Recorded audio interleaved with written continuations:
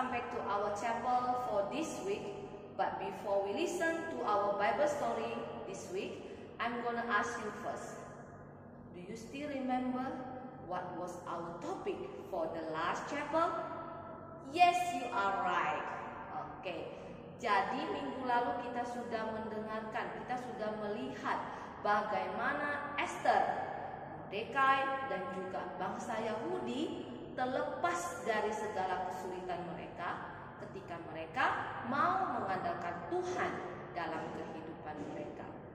Jadi minggu ini kita juga akan mendengarkan kisah yang sama, tapi kali ini melalui kisah Daud dan juga bangsa Israel, bagaimana mereka terlepas dalam mengalami kesulitan mereka.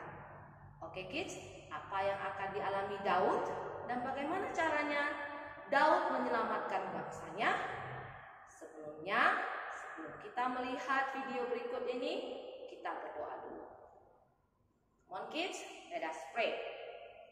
Tuhan Yesus yang baik, terima kasih atas penyertaan-Mu ya Tuhan di sepanjang minggu ini ya Tuhan. Tuhan, sebentar lagi kami akan mendengarkan sebagian dari firman-Mu Tuhan. Berikanlah kepada kami hikmat dan kebijaksanaan ya Tuhan, sehingga kami dapat mengerti apa yang hendak Tuhan sampaikan kepada kami. Terima kasih Tuhan Yesus, kami menyerahkan hidup kami ke dalam tangan-Mu. Dalam nama Tuhan Yesus kami berdoa dan mengucap syukur. Okay, kids, please watch the video carefully.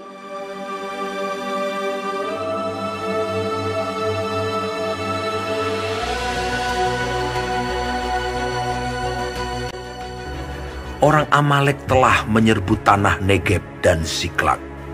Siklak telah dikalahkan oleh mereka. Perempuan-perempuan dan semua orang yang ada di sana, tua dan muda, telah ditawan mereka. Ketika Daud dan orang-orangnya sampai ke kota itu, tampaklah kota itu terbakar habis. Lalu menangislah Daud dan rakyat yang bersama-sama dengan dia itu. Dan Daud sangat terjepit karena rakyat mengatakan hendak melempari dia dengan batu. Seluruh rakyat itu telah pedih hati, masing-masing karena anaknya laki-laki dan perempuan.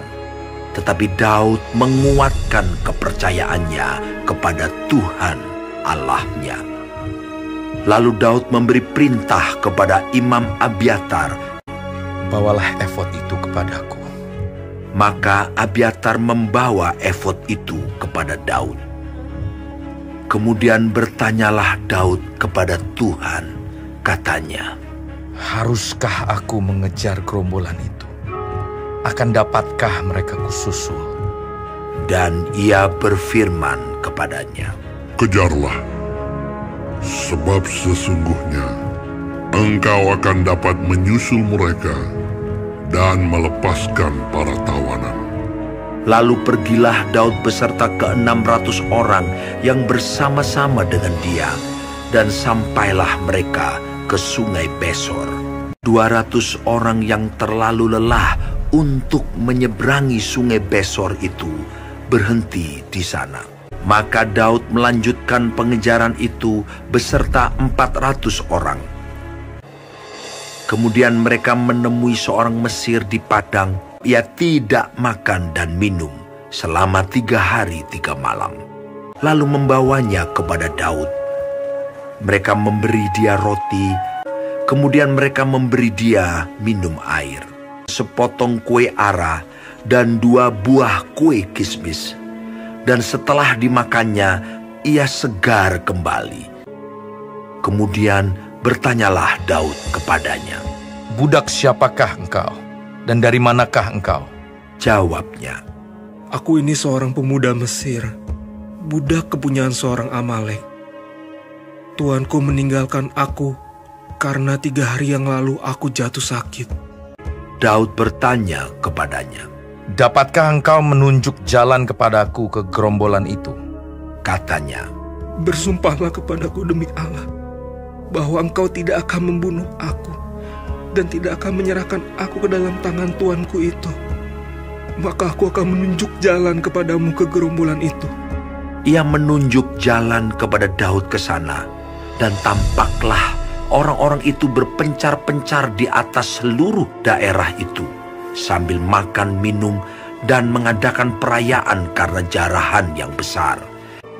Dan pada keesokan harinya, Daud menghancurkan mereka dari pagi-pagi buta sampai matahari terbenam. Tidak ada seorang pun dari mereka yang lolos, kecuali 400 orang muda yang melarikan diri dengan menunggang unta. Daud melepaskan semua apa yang dirampas oleh orang Amalek itu. Tidak ada yang hilang pada mereka, sampai anak laki-laki dan anak perempuan. Semuanya itu dibawa Daud kembali. Daud mengambil segala kambing domba dan lembu, serta berkata, "Inilah jarahan Daud." Ketika Daud sampai kepada ke-200 orang yang telah terlalu lelah untuk mengikuti Daud, yang telah dibiarkannya tinggal di dekat sungai Besor, maka keluarlah orang-orang ini menyongsong Daud dan menyongsong rakyat yang bersama-sama dengan dia. Daud mendekati orang-orang itu dan memberi salam kepada mereka. Kemudian mulailah berbicara semua orang jahat dan orang dursila di antara orang-orang yang ikut pergi bersama-sama dengan Daud itu. Katanya, "Karena mereka tidak ikut pergi bersama-sama dengan kita, janganlah kita berikan kepada mereka apa-apa dari jarahan yang kita selamatkan itu." tetapi Daud berkata, "Janganlah kamu, saudara-saudaraku, berbuat demikian dengan apa yang diberikan Tuhan kepada kita, sebab Ia telah melindungi kita dan menyerahkan ke dalam tangan kita gerombolan yang menyerang kita. Bagian orang yang tinggal di dekat barang-barang adalah sama seperti bagian orang yang pergi berperang. Itu akan dibagi sama-sama." Hal itu ditentukannya menjadi ketetapan dan peraturan bagi orang Israel sampai sekarang. Nah, kita sudah menyaksikan bagaimana Daud menyelamatkan bangsa Israel, ya, dari kesulitan yang mereka hadapi, kesulitan yang sudah membuat mereka begitu bersedih sampai meratap kehabisan air mata. Ya, jadi Daud dia tidak hilang semangatnya, tidak hilang iman kepercayaannya, malahan kesulitan ini membuat dia semakin beriman kepada Tuhan. Dia senantiasa meminta pertolongan Tuhan, meminta jawaban dari Tuhan atas pergumulannya. Ya, jadi apapun yang dilakukan Daud itu seturut dengan kehendak Tuhan. Ya, kids, jadi kita pun sebagai anak-anak Tuhan, kita juga harus hidup berserah padanya. Ketika kita mengalami kesulitan, jangan takut. Kenapa? Karena Tuhan beserta kita. Ya, pertolongan yang paling hebat itu dan tidak pernah terlambat datangnya dari Tuhan. Ya, kids ya. Jadi apapun yang kamu hadapi, berdoa. Dalam keadaan suka duka, kamu harus berdoa. Oke, kids? Ya, sekian kids ibadah kita pada hari ini. Sampai jumpa di ibadah kita minggu depan. Tetapi sebelumnya, mari kita berdoa. Oke, kids, let us pray. Terima kasih Tuhan Yesus, terima kasih atas penyertaan-Mu kepada kami ya Tuhan. Terima kasih atas firman-Mu kepada kami yang begitu menguatkan kami ya Tuhan. Tuhan ajari kami untuk senantiasa berserah kepadamu Tuhan. Ketika kami mengalami kesulitan, kami hanya meminta jawaban daripadamu ya Tuhan. Meminta pertolongan hanya daripadamu ya Tuhan. Tuhan, sebentar lagi kami akan melanjutkan pelajaran kami ya Tuhan. Kiranya Tuhan membantu kami, menolong kami, sehingga kami bisa belajar dengan baik. Dalam nama Tuhan Yesus, kami berdoa dan mengucap syukur. Amen. Oke kids, see you. Bye-bye.